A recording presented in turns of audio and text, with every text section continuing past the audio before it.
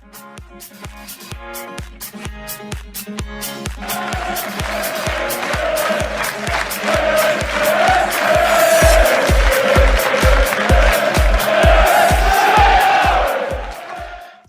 everybody, welcome back to the Stacey West preview show. My name is Jake, your host. We're here for another preview show this week. This week we are joined by those rivals above the North Humber. It's Hull City, and we've got Ant from the Hollandback podcast. Ant, buddy, how you doing? Yeah, I'm all right, thank you. You? Yeah. Well, I'm sure we'll get into it a bit more. Just sort of before we sort of get into the football, really, how are you sort of finding lockdown life and the easing of restrictions? You know, your mental health. I feel like it's not really one part of the game that's really talked about. You know, how are you sort of feeling about all of it? I think I'm not really a people person, so I've enjoyed the quieter streets, to be fair. But it's been all right for me. I work in food, so I haven't really stopped. We had, I think, 6 weeks I was on furlough at the very beginning in the first lockdown, but since then I've been working since, so it's not really been much different for me, other than the coronavirus protocols they've got in, i.e. social distancing at shops and stuff. But I've been fine. Like, I live with my wife and my kid. We watch the footy on the telly. I've got my Xbox. I'm pretty much sorted, but I know that, you know, when attending football is a big part of a lot of people's lives, I know that I've got mates who are really struggling because, you know, it's not just the football match you're attending, is it? It's a full day out, sometimes a weekend. You know, if it's an away game, you know, meeting the lads, having a chat in the pub with a beer, it can get quite tough. But like, for me personally, it's been okay, but I can imagine for a lot of people it's been quite tough. And purely because we're a bit of spite of Hull City over the last couple of years, I just wanted to take a look on last season then. You know, I covered Hull last year writing for Football League World, so it was one that I sort of got quite a lot of insight into. It started off so well, didn't it? It was a really good first half of the season. It was Jared Bowen. Yeah, essentially.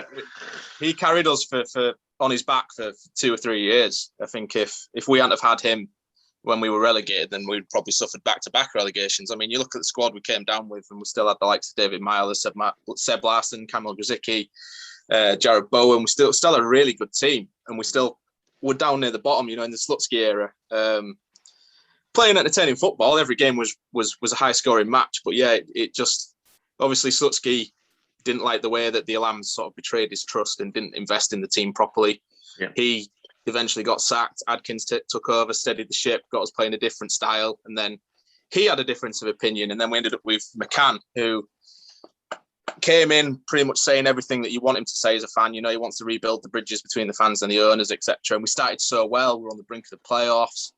I think we were level with 6th place on New Year's Day when we beat Sheffield Wednesday, and then it all went wrong. I mean, we still had Bowen and Grzycki, to be fair, when the rot started. I think we lost 3 on the bounce, and then obviously we sold them both. And I said to my mate, we won't win another game this year. I attended the Brentford home game when we lost 5-1, and I said, we won't win another game. This team is absolutely dreadful. And then he went, nah, don't be daft. We'll win at least 3 or 4. And we just kept losing. And it got to the point where I think you might be right. I mean, obviously, we beat Middlesbrough towards the end. But no, it was an absolutely terrible end to the season. I don't think I'll ever see out like that again. There's still a lot of fans who aren't a fan of McCann because of how we capitulated last week.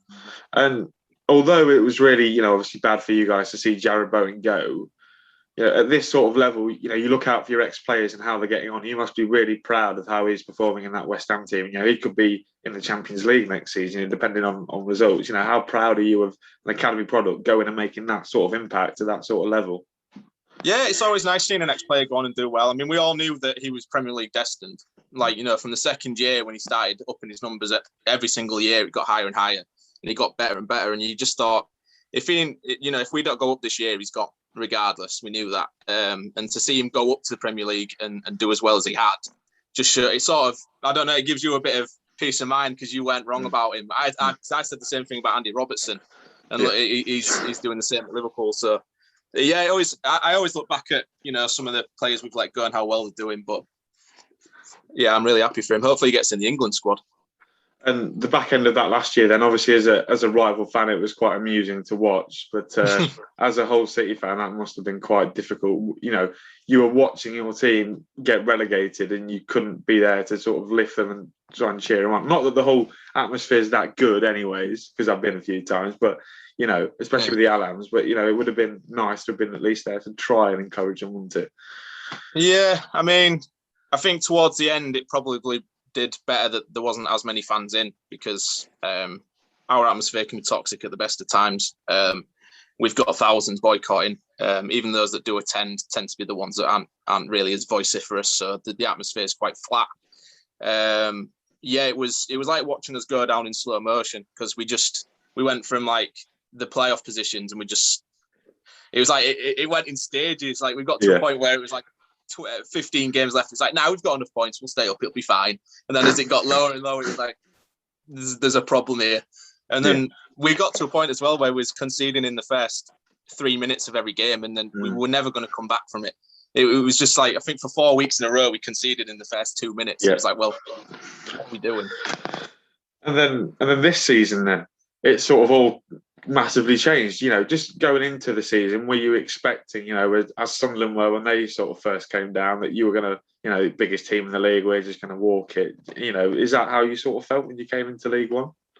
Not me. I can probably find some screenshots of what I sent to Joel, who's one of my co-hosts on the podcast. I said we'd go down again, and it was purely only for the reason that, if you think back to teams who get like relegated in such a poor fashion, I think back to Huddersfield from the Premier League a couple of years ago, that losing mentality is so hard to get out of. And I just thought, with how toxic the club was, how tactically inept McCann had showed himself to be last season, I thought that we would just struggle. I was hoping for a mid-table finish. That was my best aim. But then when we started the way we did, it's like, hang on, this squad's good enough that it sort of overlooks McCann's tactical incompetency.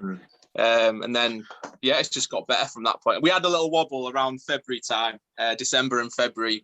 I don't know how he won January Manager of the Month, but we had a little wobble, but we've recovered since. I think 12 unbeaten at the moment, so it's going well. I seem to remember Huddersfield turned to a certain little Lincoln City to revive their season, but that's another conversation. So this year, then, it's amazing, isn't it? You know, the ability, you know, a manager that knows what he's doing at this sort of level, and he's sort of shown it, hasn't he? Because you know, you boys look like you're going to, walk away with the league at this point, because nobody else wants to win it. Because, you know, us, Posh, Sunderland have all tried our hardest to just let you have it, haven't we? Yeah, I mean, to be fair, I wasn't first half of this season. I was firmly in the McCann out bracket, even if we'd have, finished in the top 6. I just think that, the level above is too much for him at the moment. But given our latest turnaround and the run of form we've been on, he has showed a bit of, because he is a young manager, and I think it's easy to forget that. And we probably shouldered the back end of last season too much when you're judging him this season. He's got a system that works, and he knows which players need to play where. So kudos to McCann for that. I will admit that he's swaying me at the moment. But yeah, it does look like that we could win. I think promotion's pretty much a certainty. I'm not going to go out there for the title yet, because we do tend to finish seasons quite poorly, especially in my times of watching them. We were in a good position to win a title, and then we throw it away. But there's a lot of teams' forms just sort of fell off a cliff. I think you guys were 3 points ahead of us with a game in hand at one point. Yeah. Don't mention it. And then your form fell off a cliff. Doncaster looked like they'd be up there, and then obviously Darren Moore left them, and their form fell off the cliff. So it's just a lot of teams. Portsmouth, they have had a little revival under Cowley, but it's not enough time to recover it. Accrington looked good at one point, and now they look absolutely terrible. Oxford, Teesure, and then go back down again. And it's just a bit of a mad season, I think. Sunderland, I think if you go back about 4 weeks, they were probably favourites for the title, because they obviously had 2 games in hand on us and still had us to play, etc. But then them losing 2 games on the bounce and drawing to us has kept them 11 points behind with 3 games to go. So, we're pretty much there. And just talk to us then about that Sunderland game. Obviously, as a far, we had won on the night as well. We were sort of hoping that Hull were going to do us a favour so that we could, jump back into third. what was that sort of game like then? Because, from what I could tell, I saw Sunderland were winning 2-1 and I was absolutely cursing you lot for being inept and winning a game of football when we really needed you to. Yeah. But you managed to come up clutch and get a point. Yeah, we've got good character in the squad at the moment. We keep tending, well, especially recently, we keep going 1-0 down and then bringing it back and winning or recovering a point. But we did start the Sunderland game especially poor. I think maybe credit to Sunderland for the way they started. They knew how to hurt us. They pressed high. They strangled the midfield options. They forced us to pass it too quick, and we just kept losing possession. They played some nice stuff. One quick 1-2 touch football that Johnson's trying to get them to play. They did hurt us. I mean, the penalty was a joke. That referee's absolutely terrible. For both sides, some of the decisions were absolutely scandalous. Yeah. But there is a big strength and resilience in this squad. Even if we go 1-0 down, whereas last season we'd assume we were going to lose. This season you think, we've got enough in us to bring this back. So to do it twice against what is, I think, the second best team in this league in Sunderland, I think is a big indicator as to how far the squad's come this season. That's brave words, and coming on a Lincoln podcast and saying that. Very brave. Obviously, we already spoke about McCann. Key players, and I've sort of noted down, I've got George Honeyman, obviously, played in the Premier League, very good footballer. Keane Lewis-Potter, a similar sort of player to Jared Bowen coming through the academy, probably go on to better things as well. And then Jacob Greaves as well as a player that I've sort of liked. And I know you've tweeted about him. I know a lot of Hull fans sort of really like him. Just tell us about those three and then any more that we should really be wary of tomorrow. Yeah, I mean, our entire front three are very dangerous. I think they've got nearly 50 goals between them. Wilkes is obviously on, I think he's on 20 goals. McGuinness is on 17 and KLP's on 13. But they just complement each other in such a way that, McGuinness is the big target man in the middle. Wilkes and Keane Lewis-Potter like to be more of an inside forward. They're both very young, so sometimes the decision making is not right. But considering the numbers this season and the fact that they're only going to get better is very exciting.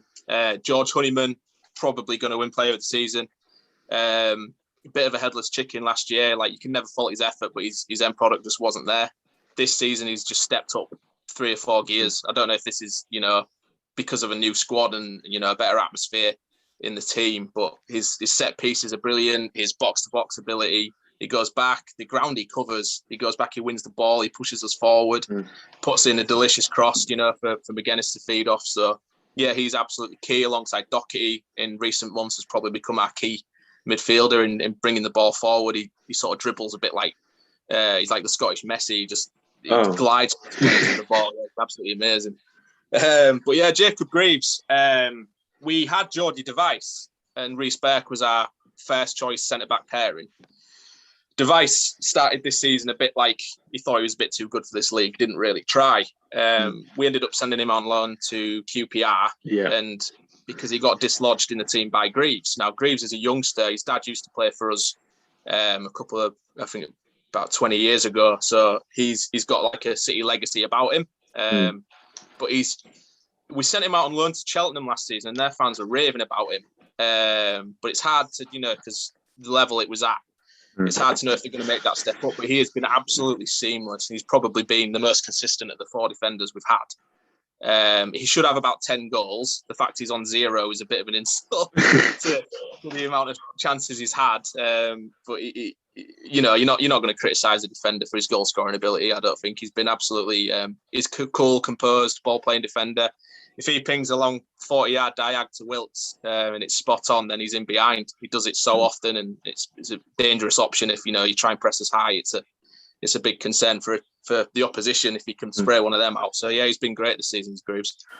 And just sort of the last sort of question before we sort of touch on Lincoln and the game tomorrow for you guys. Then, who do you think is going to get that second promotion spot to come up with you? Because you said Sunderland were the second best team in behind you, but in terms of the table, they could finish 4th, maybe 5th. Given games in hand, etc.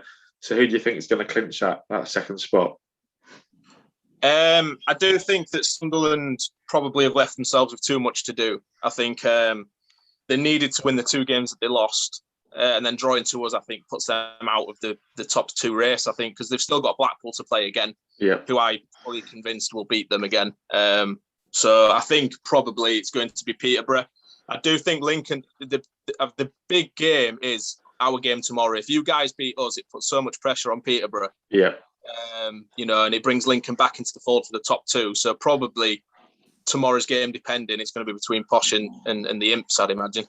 Oh, God, don't say that, Ant. We're absolutely bloody petrified. We'll just sort of talk about this sort of game then. We spoke a little bit before we came on, and I asked you a question. Is this a derby? Because you've said that your sort of older generation spoke about it.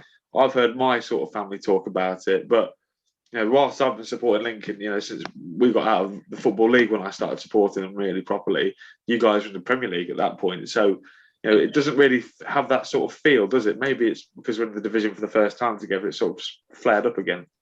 Yeah, I think it's one of them, isn't it? It depends how you class a rival, really. It's definitely a derby because you're only over the bridge.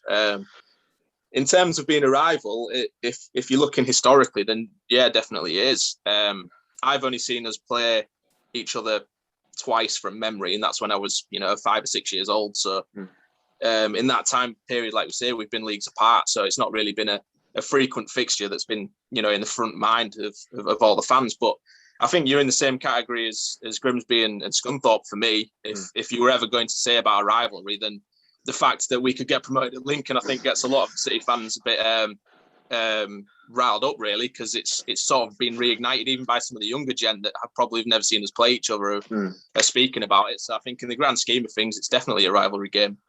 And is that sort of because of the demise of Hull City from this Premier League behemoth who got to the FA Cup final, 7 years ago, to this Lincoln side who have risen up through the, especially from non-league to League Two and to now we're meeting in League One? Do you think that's probably flared it up again, really? Because, as you said, we've never really played each other much. Yeah, I mean, it's we've met each other halfway, haven't we? You guys are on the up, whereas we're on the down. So we've met in the middle. I think, you're always going to listen to the stories from your parents or your family members that have always attended games. So everyone will be like, the dads will be like, oh, yeah, Lincoln on tomorrow, can get promoted. I'd love to get promoted against them. So they're going to just say the same things and it just gets carried on, doesn't it? Football's generational. You just pass it down. So. And then obviously that incentive of getting promoted on a rival's patch. Do you think, not only as a fan, do you think that sort of inspires the players as well? I would imagine it does. I think if they've had the choice, both players and fans, to get promoted against Sunderland or get promoted against Lincoln, they'd definitely choose Lincoln, especially at Sinclair Bank. So it'd be a bit of a sweet, boast figure for the future if, you guys ended up staying down. But the players, I think, just will see. They'll replicate what the fans are saying on social media. If the fans are up for it, the players are it's going to play on their minds in it when they're sat in that changing room. They're going to be thinking, right, they're expecting big things here. Like, they need us to win this game. So hopefully it fires them up instead of adding pressure. But we'll wait and see.